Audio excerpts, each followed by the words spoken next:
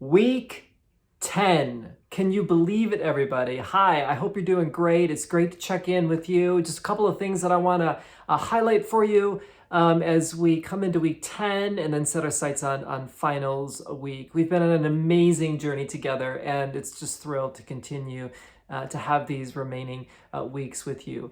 First of all, I want to point your attention to the undergraduate survey that I had you do in week 9. If you haven't done that yet, make sure that you complete that. It's important to me. I'm just curious as to what you have to say, but even more than that, I think it's important to you. I think as we think about these concepts, these topics, our ministry, it sometimes helps for us to reflect back on our own experiences and try to reimagine what that experience was like for us. Certainly it's different than undergraduates today, but it's still something that I think is really pertinent. From the feedback that I have gotten from many of you, some interesting things. I think you're pretty much split 50-50 of whether or not you went to a religiously oriented undergraduate or more of a public or a secular university.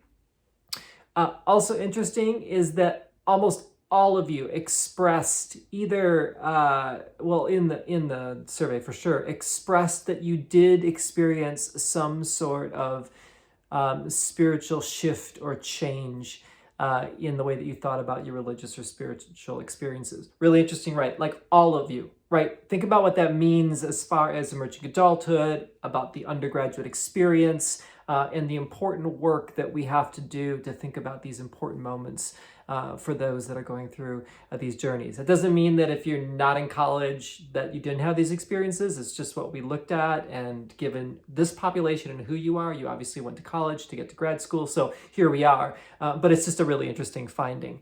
The other finding that's really interesting, and this will really apply to what we're going to look at in week 10, is that there's something very interesting about campus religious groups.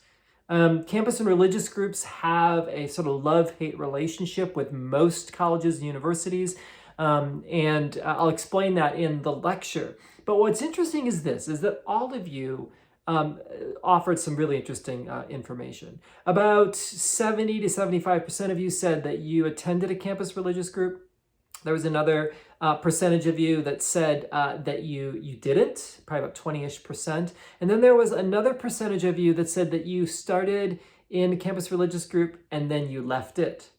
None of you said that you did not start it in a campus group and then you joined it. Okay, I find that fascinating because it does reflect some of the findings that I've had in my own research about sort of the nature of campus religious groups. What's their purpose on campus? What are they supposed to do? How do they help spiritual formation? How do they maybe not and hold it back? These are really, really important questions that I know that a lot of people are asking. Campus religious organizations are thinking about this. I think churches are wondering what's sort of happening. And I think the challenge with this is that I think there are times where parents and churches just kind of assume that, hey, if you kind of go off to college and you find that group, then everything's going to be okay. And I just think that all groups are not the same. And as we think about this idea of spiritual formation, as we've unpacked this concept over the course of our quarter, we recognize the fact that there's quite a bit of nuance that comes with this. What really is helping an emerging adult through the college years? What might be holding them back? How do they find their agency? What is good leadership? What does mentoring look like? What does a mentoring community look like? How am I thinking about my life in relation to not only the community that I'm part of, but the broader world that I'm a part of as well? So these are really, really important questions that you all have much more information and much more wisdom and much more background to actually unpack and think about. So anyway, I hope that you have some excitement thinking about this. I know that a lot of you, as I've mentioned before, are swimming in these areas of interest, of ministry, and so I hope that you find that really, really helpful. So again, look forward to you finishing up the work that's going to be here for this week 10, and then you're going to be finishing up your reflection papers, and then you're going to be turning your sights to finishing up your final papers as well. Sarah and I are here for you if there's any way that we can assist you in those along the way. But most of all, and I know I've said this before, but I'm going to say it again, as we move into these final 2 weeks, this is not the time for you to panic. This is not the time for you to mail it in.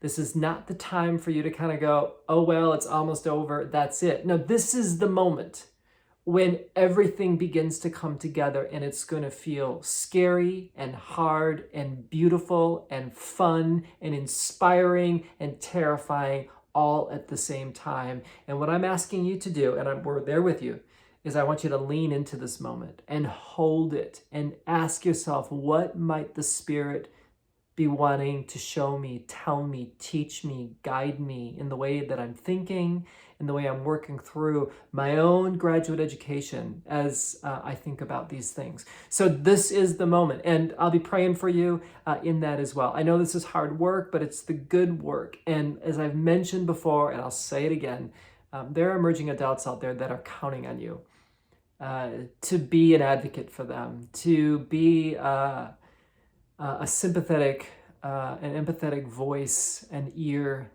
to their experiences. And that's what makes me so excited about the work that you all are doing. I think we actually are making a difference, and that is worth it. So hang in there, cheering for you. Keep up the great work. Have a great week. We'll be in touch. And may you know God's grace and peace.